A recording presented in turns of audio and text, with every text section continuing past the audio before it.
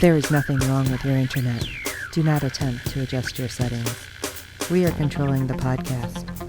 We control the squealing and the screams. We can make your heart flutter, your eyes blur from tears, or sharpen your mind to crystal clarity. For the next hour, sit back. We are in control of what you hear. We repeat, there is nothing wrong with your settings. You are about to experience the awe and mystery known as the female mind. You are now entering the Fangirl Zone. Welcome to Sci-Fi Talk on the Fangirl Zone, a podcast where we discuss shows on the Sci-Fi Channel. I'm Sean Fangirl S. And I'm Steve, and today we'll be discussing episode 7 of season 1 of SurrealEstate. Oh my god. This was so good. And I loved how the ending, well, not the very ending, but the group ending. And I was like, oh my god, that's so great. And then the very ending, I'm like, what? Yeah, no. Because I was tweeting along this time. I was finally able to do it because I've been so bad this season trying to be able to tweet. And I was dying. The behind the scenes stuff that the cast was posting on their own Twitter, it's like, that's so awesome. Yeah. So this was great. I really like this. And I feel like this is really ramping up because we've had. Right. And so this going into, it's going to thread. And I think it's going to thread through to the end. Yes. Which is only 2 more episodes. Think so. Yeah. Well, I'm sorry, 3 episodes. Yeah, 3 more episodes. So yes, I do believe this thread that we got with this episode will carry on into the final. Should be interesting. Yes. So let's jump into episode 7, Quarantine. The team locks down in the office to isolate and destroy a murderous demon that followed them home. That just sounds ominous. Yes, and it was. We have a roadie lockdown. We open with our gang returning to the office after a particularly grueling battle with some spooky house creatures. Phil's on the phone with his husband, Anthony, telling him he'll be home in time for the adoption agency's arrival the following day. That kind of worried me. It's like, wait, whole next day. Right. Susan has officially won a prestigious accolade at the upcoming real estate awards ceremony that Luke is congratulating her for. So it's like, she must have hit that milestone to be in that prestigious platinum ring again. Right. Although I don't know how many times she's done it at this point. Yeah, maybe give her a platinum ring. Exactly. I think it was 8 years in a row or something like that. It was amazing. Yeah. Next thing we know, Luke summons Susan, Phil, Augie, and Zoe to the conference room for post-mortem. That just sounds horrible.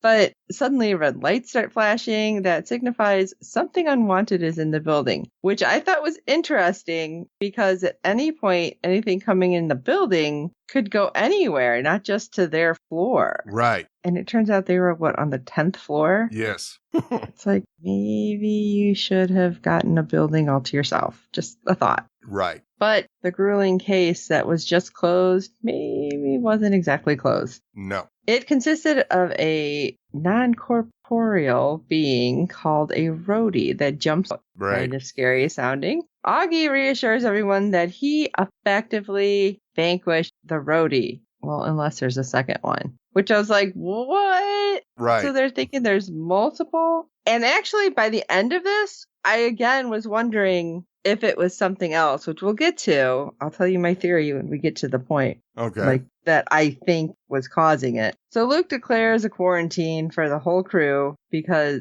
we don't want this getting out. And the building has to go on lockdown. Again, do they own the building? Be like, hey, we need everything locked down because something may have gotten here. And everyone's cool with it. I mean, it's late at night, but that just, again, seemed kind of weird, didn't it? The building? I don't know if they could order a lockdown. I mean, we have no true sense of Luke's worth. We don't know if he's that rich enough to where he could buy the whole building, but maybe he is.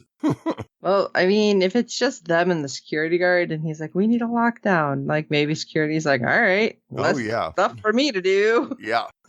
But this is weird because who could have brought the roadie back with them? A person may appear normal at face value, but the roadie will find a way to rear its ugly, ugly head. Yeah. We see everyone call their respective partners or friends and inform them that it's going to be a long night. Luke insists that they pair up to keep an eye on each other. Now, you knew when this happened, things were just going to go awry, right? Oh, of course. I mean, he tells them that, and of course, they stand up to make their phone calls, and they all turn their back to each other. Right. Phil, like, Zoe, and Augie are all... So it's like, huh?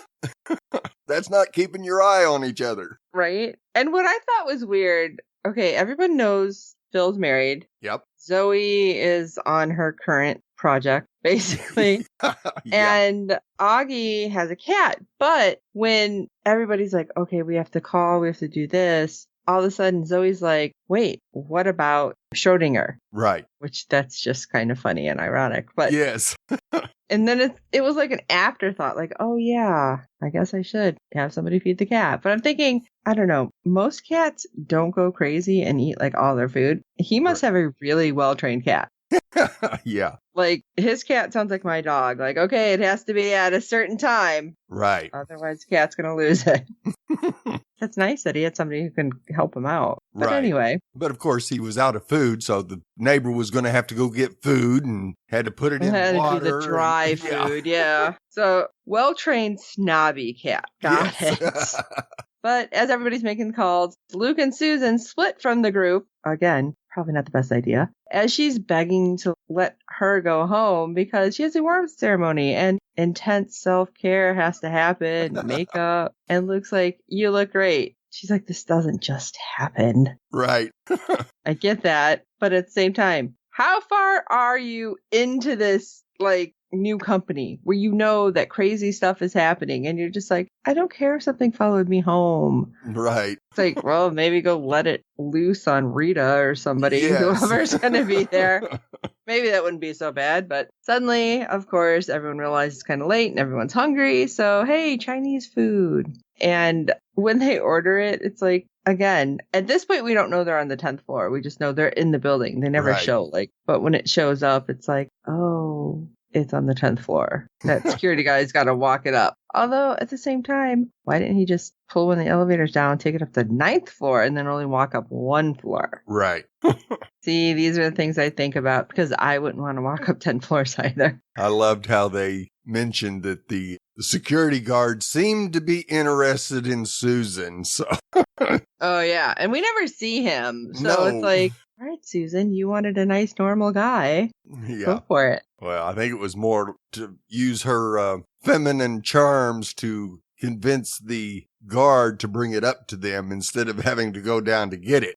That's true. Yeah. Use the voice. It's like, oh my gosh. So after everyone's done eating, Zoe ends up joining August in his office because he's like, all right, I have to go and check something. Does anybody want to watch me so I don't become a hideous beast? And I'm thinking, still, just 2 people might not be enough. Right, because before they get to his office, while he's finishing up his phone call, you see his hand start to quiver. You go, oh no, we know where the roadie is. Yeah, I wasn't sure where they were going with that because that was the first time we'd seen that. So I was thinking, oh no, is he sick or something? Not just the roadie. And I'm glad they at least explained it a little. But I love when they walk into his office and it's just full of all these crazy devices and I guess we can say rarities. Oh, yeah. And that creature in the jar. Yeah, very Ripley's Believe It or Not. Right, you know? yes. Like,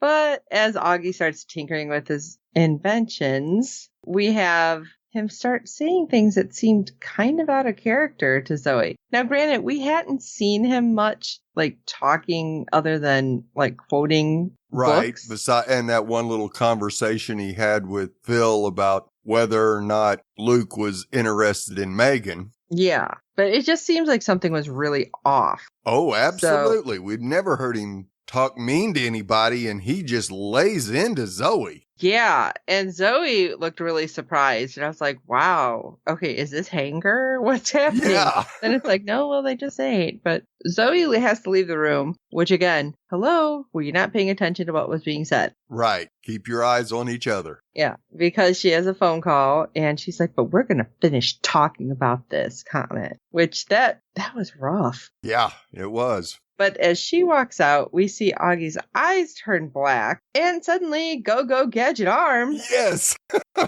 Because his arms stretch to reach a tool that appear to be quite far away. Several feet at least. Yeah. And that's when he also closes the door with his other arm, right? Or is that not? Yeah, I don't know.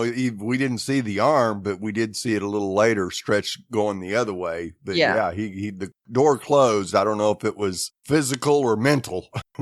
But as that's going on in there, which was creepy, Zoe's on the phone with her current boyfriend, I guess, and he's breaking up with her. And it's like, what the hell? First of all, that's just horrible. Don't do that. Don't. Right. And yeah, at least it wasn't a text. But come on. Yeah, but that was just one step above. And she turns around and notices Augie's office is dark. That's what it is. So it probably turned off the light. So she goes over and she's like, Augie? And then she gets yanked inside. And what the heck's happening? Because August emerges from his office and reunites with everybody, but nobody knows where the heck Zoe is. Right. And it's like, this is not good. Tell me he didn't kill her. Right. We can't. Phil and Zoe. Susan. Yeah. No, I'm like, Phil and Susan don't seem quite as freaked out, but they wander off searching for her while Luke phones Megan and ends up having to have her purchase something that Augie had said the demon wanted because he realizes that it was in him and that he dulled a particular blade that was in the tool that they used to kill the roadie, or at least they thought they killed it. Yeah, that's what they were trying to do, was kill the roadie, disassemble it, and they needed different blades from a certain food processor. I'm like, that's weird. It has to be a certain one. Yep. So, yeah, Luke's like, hey, Megan, can you run down to the store and grab that? Great. Sounds easy peasy. And I'm just thinking, this is not going to be good, right? No. But when we have everybody looking and Susan, again, separate from Phil. Yes. Goes into, I don't even know whose office that was. Because I thought it said they were in a conference room, but they were all in the conference room together. Right, so yeah. That didn't make sense. That looked like an office because it had somebody's laptop. Right. So, of course, Susan, for some reason, is compelled to pull up the laptop while she's looking for Zoe. What the hell, Susan? Yeah. Like, stay on target here. Yeah. And doesn't bother to look up. Doesn't bother to look under the desk either. I'm like, okay, and it's dark. Ever heard of a light? Yeah. What is happening here? It just seemed really weird. But maybe it has some kind of compelling force to make you, like, not look at it. Right. Could be. But Susan walks out, catch up with Phil, because you hear him, like, outside. And then, yeah, up in the corner, we have Zoe doing her best Spider-Woman impression. And she's, like, crawling down the wall. Oh, right. I'm like, this is so weird. But I really appreciated the fact that they probably had her on wires to do it, because her hair was actually, like, coming down in front of her face and stuff. Like, right. Like she was actually up there and it wasn't just, oh, we'll just kind of not CGI it, but, you know, like plug her in like she did something else, because that's a big deal. And I find that little things like that really bring me more into it. Like, oh my God, she was really up on the wall. Right. I know that's such a weird little thing, but she crawls down. So obviously Rhodey's in her, unless there's something about Zoe we don't know. Right. And the roadie ends up going over to the laptop. Apparently, it's quite proficient in computer sciences because it pulls up some of the houses and pinpoints Megan Donovan's house. Now, again, this is a weird spectral being inside of Zoe looking at a computer. So why does it know what's going on? Or is it able to read all of Zoe's thoughts? And it's like, oh, this is the one that's most haunted. But Zoe hasn't been there either. No. It's just weird. Yeah, but she's heard everything, so we see that it can read the inhabitants' thoughts really easy. So, yeah, it just used what Zoe's knowledge of the Donovan house was and said, that's where I want to be. Okay. This probably isn't good, but maybe it'll clean up everything else in there and then they can get it sucked down in that portal to hell. I don't know. We'll see. But we do get to see Zoe re-enter the conference room when everyone's like, she's not answering her phone. I don't know where she is. It's a small office, yada, yada, yada. And she's like, I'm here. Shut up. It's loud in here. I'm really tired. And it's really bright. I'm like, I kind of feel that way too sometimes. But she is roadie free. So apparently it can roam bodiless for a little bit. Right. Absolutely. Susan had been on the phone or just got a text? A call. Okay. From her mom to turn on the TV. So they switch on the TV, and what's going on? I love how they just know which channel, by the way. Right. Well, So Susan told him it was what channel it was. I think she said channel 2. Oh, did she? Okay, I must have missed that part. So Luke switches it on and finds a news segment. And it turns out that is the reporter that has been trying to get a hold of Luke. Right. And it's like, oh, things are starting to fall into place. Okay. Apparently, with the 2 families that happened to perish, one of them was the one that the roadie was infecting last. Yep. And the other one was the one that we saw basically blow up while trapping the family inside. Oh, yeah, that was a couple episodes ago. Yep. Yeah. Well, this newscaster has decided to put things together that, it looks like they were both clients of the Roman agency. It's like, what? So now you think that somebody who's trying to sell the house is trying to kill everybody inside? That Right. doesn't make sense. No. but I can see a news reporter saying, oh, this makes perfect sense. Yep. And it doesn't look good. No, this could ruin the agency for good. So after this wonderful newscast of unfavorable news, Luke ends up taking a little nap. And this was weird because he's dreaming of his mother and they're dancing, but they're on the second level of the Donovan house, like out on a balcony. Right. Weird. Yeah, I'm like, what? Is it like projecting things to him now? What the heck? But he wakes up just as she starts to choke him in the dream. I'm like, again, what the heck?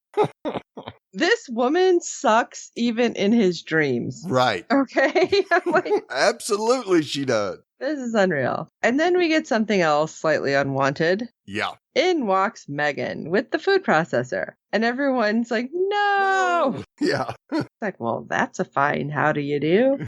It's like, why do you think we said we were on lockdown? Yep. And we have something inside the building. Makes me think that maybe the roadie has something which will compel you with some things. And that's just something they didn't tell us. Right. It's it very compelled possible. her to come in. It compelled Susan to not look up. It's very possible. Megan was so happy that she found the food processor, though, and even had a coupon for it. And she's like giving it to Augie, like, oh, is this a present? Do you think that he would send you at whatever time o'clock, basically, to go pick up a food processor for a present? Right.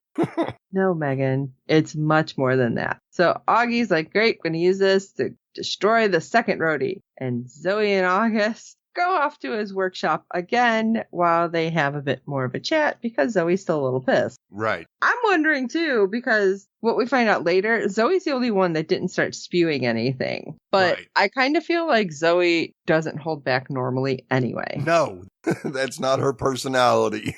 So maybe, maybe that was part of it. It's like, she already says whatever she wants. Right. Yeah, I can't manipulate her quite as much as I'd like to.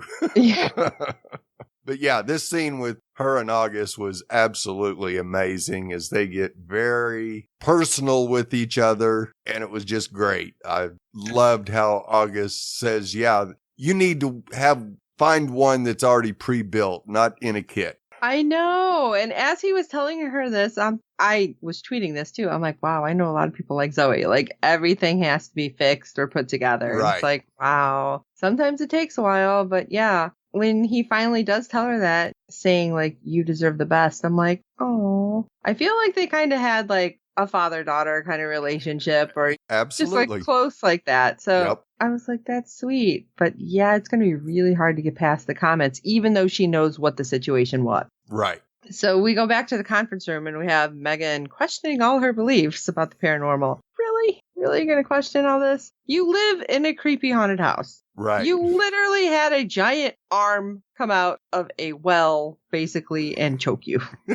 Try to pull you down into it. Yeah. And a hellhound. And you're questioning that this is happening. What do you need to happen, woman? Seriously. Oh, okay, sorry. I can't believe she was just so against everything. And then it's like, hello, you're living in hell, basically. Right. But she's slowly starting to warm up. Slowly warming up to the idea of this happening.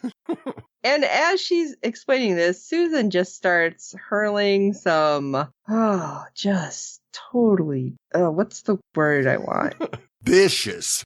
Yeah. But you know what? It kind of wasn't vicious at the same time. It was like a real backhanded compliment. Right. She's hurling it towards Luke and Megan because she's like, come on, you broke up with your ex and now you're with Luke. You might as well go buy lottery tickets because you freaking hit the jackpot. And so, like I said, very backhanded compliment there. And all of a sudden, Phil's like, wait a second, something doesn't look right. And that's when Augie and Zoe walk in and they're standing behind Susan. And so he asks, is the roadie in you, August? No. Is it in you, Zoe? No. Susan, is it in you? And she doesn't say anything. And Zoe's like she's really going to tell you if it is. Right. And then he explains how he found a certain legend where the type of roadie will jump in you and you say absolutely everything that you've been keeping bottled up. Yes. But it can't lie. And I'm like, ooh, okay. Yeah. So wonder if Susan kind of had some feelings towards Luke then. I kind of think that's what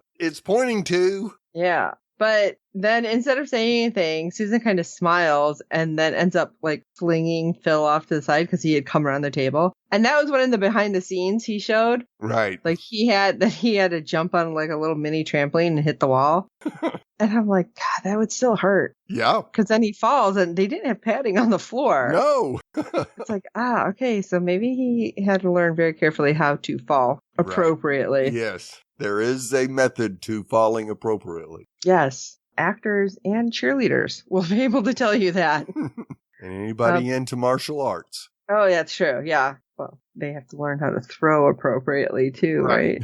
Yeah. There's a lot of stuff. So basically, a whole lot of people know how to do it. I don't, but I tend to fall and just hurt myself. But anyway, we see Susan approaching Megan and she just asks, do you live in that house? It's a wonderful house. And I'm like, okay, this is getting creepy. Yes, very. And then we have a scuffle and Zoe and Luke end up trying to pull Susan away from Megan. Right. And the roadie transfers to Luke. Thankfully, it's not there, I guess, too long because there's a whole lot of stuff in Luke's head that I'd be worried about. Oh, absolutely. So right when Luke turns around and his eyes are black, Augie directs his little device towards him and pulls out the roadie. It was like a little dustbuster. Right. That's like a little handheld vacuum for those of you who don't know. Right. And great. Everybody is safe, right? All the bodies are good. No roadie in sight. Zoe addresses the elephant in the room at this time about how everybody had really hurtful remarks, and we're going to have to address all that later. Yeah. So great. The lockdown's over, and Phil is checking everything, and we see up on the screen 5 green dots. Right. And he's like, oh, that's great. Everything's good. 5 clear. Okay, let's go. After you have, of course, Susan apologize to Luke and Megan. And at this point, and I had tweeted it, I'm like, is this a blooper? Because I wasn't thinking about it. Like, they left it in. They didn't have it all clear, like, caught up. Because I'm like, wait, there's not 5 of them in the room, though. And that, it didn't click. I just was thinking this is something that wasn't right. Right. Jeff, you're absolutely right. There was more than 5. Yeah. So I'm just thinking, okay, yeah, something just, they screwed up and let it go through. Boy, was I wrong. Because Luke, Susan, Augie, Phil, and Zoe, and it didn't pick up Megan. No, that was intentional. Yeah, but like when it comes up, I'm just like, oh, okay. Right, yeah, it didn't make any sense when you first see it. But if you think about it, now that we know how it ended, you go, oh, it does make sense. Yeah, I didn't actually, I picked it up. I'm just like, okay, yeah, that wasn't right. I picked it up later before we get to the very end. And right. I will talk about that in a second too. But okay, so I don't know if I should throw my tinfoil hat in here or later. I'll do it at the end. Okay. So, hey, award ceremony time. I mean, I don't know how much time Susan had to rest and do everything. Maybe a couple hours. She looked amazing, though. Oh, yeah. Yeah, I figured this was probably 2 or 3 in the morning, and this is 8 o'clock that evening. So she had some time. Probably got about 4 hours of sleep and 5 hours to at the spa or whatever. She ends up bringing her mother, Constance, as her +1. And we see Bob Livingstone, who was the old flame, along with Rita and another agent gossiping horribly. Yes. Not just about her, but about her +1 and her agency. And it's like, oh, God, you really do need to get slapped. Yes. And let me tell you, one of the things on Twitter, it was funny because it said, oh, yeah, that's pretty spot on for realtors. I'm like, damn, really? Yeah. Like, I didn't know that you'd just be catty like that. Yep. But everybody sees Susan's been drinking a bit, which I thought was pretty funny because her mom's like, maybe you should slow down. And she's like, maybe not. Yep. And we see Bob tells Rita, oh, I'm going to go talk to her. I was a bit of mentor. And of course, Rita and the other real estate agents do not believe that. No. One bit. It's like, things got around, Bob. Yeah. They know what happened. So he goes to talk to Susan and, that smusy, like, I don't even think that's a word, but that, is this your sister? Yeah. Really? Yeah. Really? No, Bob, it's my mom. And as he asked for just 2 shakes of Susan's time, and bye, Constance, it was great to see you. I love it. She's like, dying of fire, Bob. Yeah. And I thought it was funny, but now that I even said it out loud, I'm like, oh, does she know about Susan's power? Of course she does. I didn't think about that when she said it. I'm just like, ha, oh. Yeah. It's like literally, it just dawned on me. I don't know if that's funny or not. Yes, it's hilarious. Especially after what happens later. Oh my God. So Bob and Susan are talking and he's like, keep it short and sweet. Don't talk about your agency because they're kind of weird. They're the industry pariah. It's like, you know what? They're my friends. Oh, really? They are. Then why aren't they here? Right. And I love it. She's like, listen. And she kind of like starts talking smack about his wife and everything he did. It's like, okay, bye. And he walks away, but she just looks really sad. Right. And I was like, oh, I want to give her a hug. So when she gets called up to the stage, she goes up to give her speech. And I think she had just done the photos. Right. And just got to the podium. And then we hear the door open. Oh, no. It was before she gets called in. I'm sorry. So they were announcing her. And then we hear the door open. No, in any other, I don't know, event, okay, somebody's coming in. Not a big deal. But no, everybody turns and looks. And there's like a spotlight on the door. Right. And in comes the Roman agency. I loved it because they looked amazing. The whole crew. Yes. Megan, holy cow. Yeah. I was like, dang, she looks amazing too. I love how Zoe just grabs a bottle of champagne or whatever, or wine off somebody else's table. Like, yeah. Drinks it straight up. And then Susan goes up and she's like smiling even more, like I said, when she was getting her pictures done. And she goes to make her speech. And it was like a really nice speech. And then as she's walking like off the stage, kind of looks over at Bob and Rita, who happen to be at the same table, and set the centerpiece on fire. Yeah, Bob, stuff's coming after you because you're a jerk. Right. Yeah, you get this feeling that, like Luke did with the other guy, telling him you might want to look under your bed at night. Yeah. That was Susan doing the same thing to Bob. He deserved it. Oh, absolutely he did. But they all get to talk, and Susan's like, I didn't think you wanted to come after all the nastiness from last night. And, she delivered a pretty moving monologue about her beliefs, and they all kind of hug. Yep. And it's like, it's really sweet. But we get to learn a couple different things. Like, Augie is talking how you deserve this, and it's great. And I'm going to be paying for my words for a while because we see Zoe pull up and get him, which I thought was funny. Yeah. Like, get in, old man. And then we find out Phil and Anthony met with the adoption agency and everything went well. And even though there's still a lot of hoops to jump through, we are good and we're going to be fathers. And I'm like, oh. Yeah, that was awesome. It was so sweet. And the last people there to say goodbye, it was Luke. No, that's the thing. We see Luke and Susan talking. Right. I don't remember ever seeing Susan either go inside or go for the car. Did I miss that? And where the hell's our mom? Yeah. I think her mom was probably already in the car, and then Susan got in the car and drove off while we do see Megan just inside the door. Right, because it ends with Luke and Megan talking. Right. So I must have just, again, missed it. So Megan is talking, and it's like, oh, it's a great night, and everything's great. Great. You want to go back and do something? And Megan's like, yeah, let's go to the house. And Luke's like, my house? And she's like, no, my house. And then a car pulls up, and her phone dings, and Luke's like, did you call an Uber? Right. He's dumbfounded. She kisses him on the cheek and gets in. And again, this is weird. Why would you get on the passenger side and scooch all the way over to the driver's side? Right. It's not like you're on the street. You're in a drive for a hotel, but whatever. And when the driver's like, how are we tonight? And she's like, we're fine. And you see her eyes go black and she puts on the seatbelt and she's like, take us home. I'm like, okay. Yeah, not because we did see her hand shake earlier. Right, when Susan was giving her speech and Luke put his hand on top of it. And it's like, damn it, Luke. Right, like he didn't figure it out. Now, okay, here's my tinfoil hat. That Augie is using that thing to chop it up. Right. But maybe like it's almost like a Hydra kind of thing. Like you kill one, but one remains. That's because I can't. Oh, go ahead. Yeah, that's very possible. I'm kind of right there thinking the same thing you are, is that you can't ever get all of it.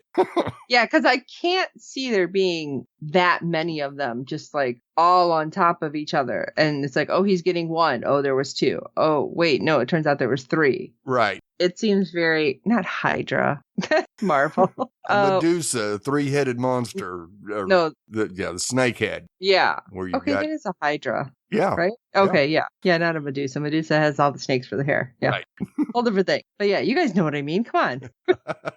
Somebody send me the information on that lore. Yeah. But I just think that's interesting. And that it's like, oh no, I got it. So I'm wondering how many they've ever dealt with. Or if they've never dealt with this type. Right. I believe it's the type. Because when they were going through postmortem, they only mentioned that they've only dealt with one or two of them before. And this one was especially difficult. So yeah, I definitely think that the blob is more than one. Yeah. And that was the thing too, when Phil's like, I just feel like something wasn't right about last night. And I'm like, because you don't know how to count. Right. Well, when it's a blob, how can you count it? Yeah. Well, that's why I'm like, oh, could this be? We'll find out, I guess. Right. So that's why I think this one's going to thread through the rest of the season. And this house is going to be something else. Oh, yeah. Most definitely. Now, I did love at one point, Phil's kind of going through some other options, and one of them was a Wendigo. And I went, I know that name. That came from Sleepy Hollow. Oh, it's also, I can't remember. I think season 1 of Supernatural. Right. So I was like, oh, this isn't good because it didn't end well for Crane that episode. So yeah, they got their hands full with this roadie. There's no doubt about it. And yeah, it's got me concerned to say the least. Because I can see Luke having to go back into the Donovan house and not only have to deal with the roadie, but his mom as well. And get it both, and he'll have to get the roadie out of Megan. So he'll get beat down from her. He'll get beat down from his mom. And how is he going to pull enough strength to keep his determination going without just wilting like a flower with all that insults flying at him? So we'll see. Yeah. Oh God, I don't even know if I'm going to be able to handle it. If the fandom can deal with that, that's something else. It's just, I feel like whatever this roadie is going to get in the house and really be like, whoa, I thought I was the one in charge. Right. Let's hope. It's like, nope, you're not. You're getting absorbed with everything else. So yeah, let's hope. We'll see how that goes. But this was a crazy episode. I really liked it. It was so crazy though. Yes. Yeah, every episode just keeps getting better and better. I mean, yes, I love how it's starting to build. Yes, absolutely. The writers and done an amazing job this season. For some reason, and I know this is just weird, I want to see, if nothing else, if not seeing the Winchesters, seeing the car like out in front of one of the houses they go to. I just think that would be perfect. Yep.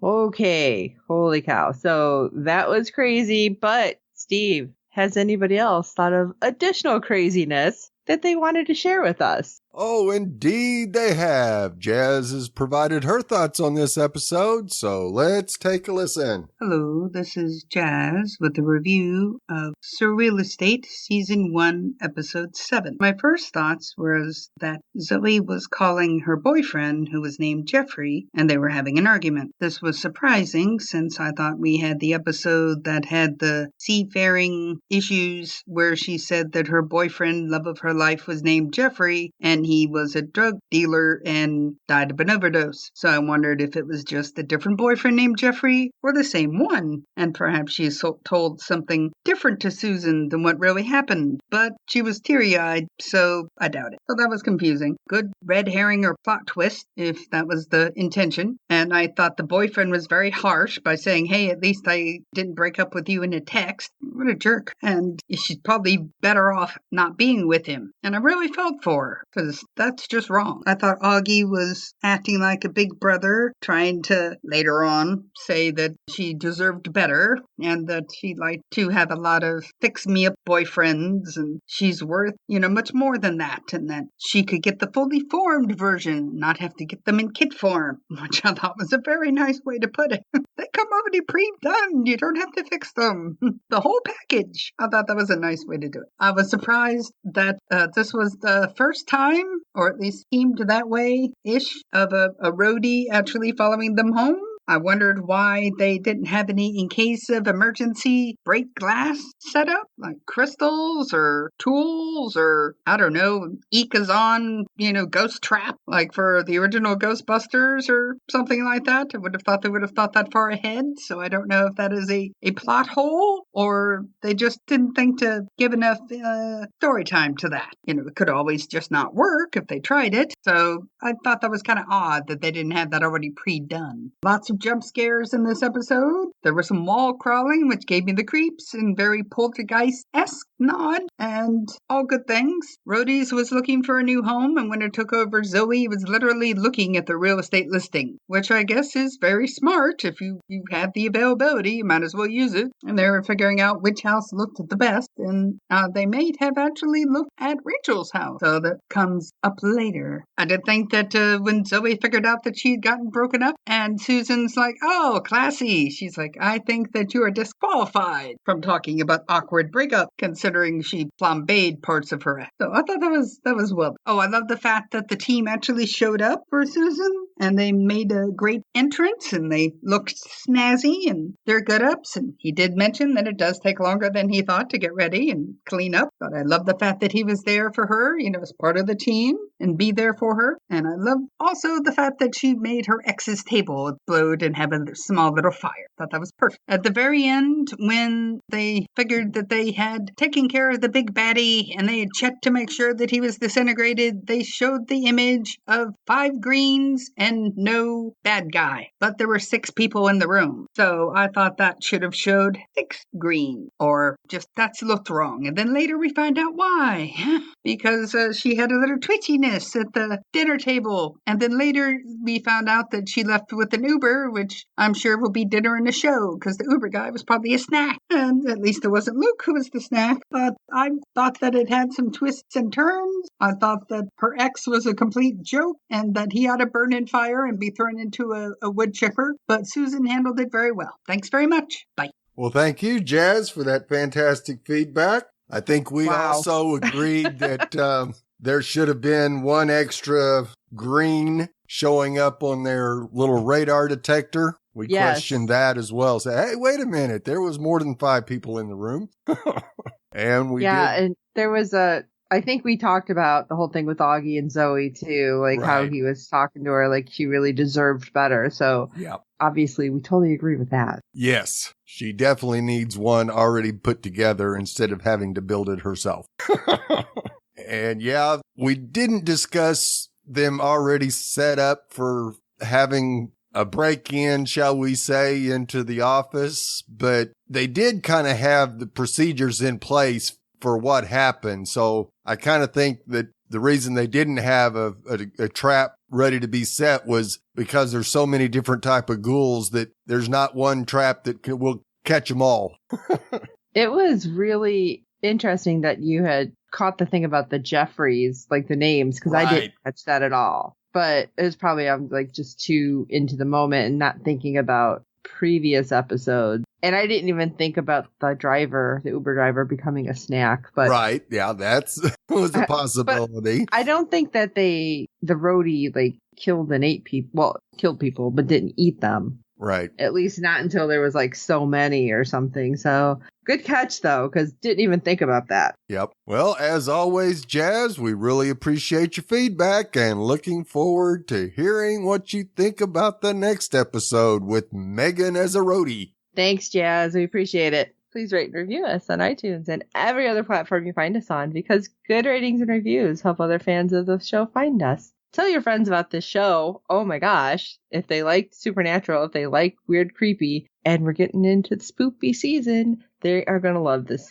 So make sure they watch it all with you. And we, of course, hope you're enjoying our podcast. Don't forget to check out everything over at www.fangirlzone.com. Most importantly, that contacts page, so you can send us your feedback. You can send it to Sci-Fi Talk, that's SYFY Talk, at fangirlzone.com. Or hitting that contacts page, you can send it to Steve or I directly, both of us, all of us. And there's, of course, all of our information where we are on Twitter, on Facebook, and I can't remember everywhere we are. I think that's everything. Tumblr. And for this episode of Sci-Fi Talk, I am Sean Fangirl S. And I'm Steve. And the Nobel Prize Committee has an obvious anti-real estate bias. And until next time.